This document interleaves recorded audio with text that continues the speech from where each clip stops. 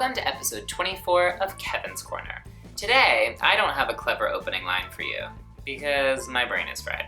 Last week, we moved to the letter H and discussed the behavioral principle called the hot-cold empathy gap, the cognitive bias in which people underestimate the influence of visceral drivers on their decision-making and behavior.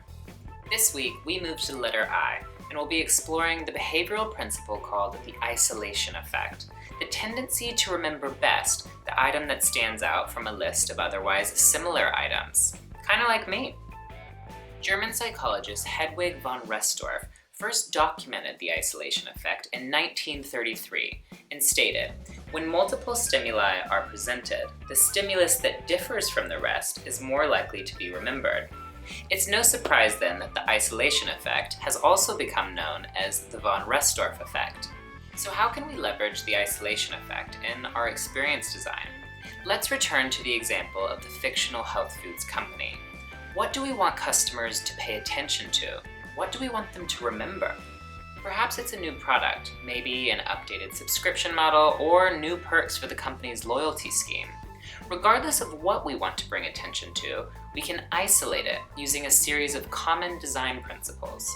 First, we can rely on color to contrast the item with those around it. We can also increase the size of the item in relation to those around it. Or perhaps we up the weighting of a certain title or message associated with the item. We could also add supporting iconography or illustration to the item, or maybe an image or video to contrast with the textual-based items around it. Whichever design principles we use, we must focus on making the item in question more visually prominent than those around it. Because if we want customers to pay attention to it, if we want them to remember it, we've got to isolate it. Next week, we move to the letter J. Catch you then.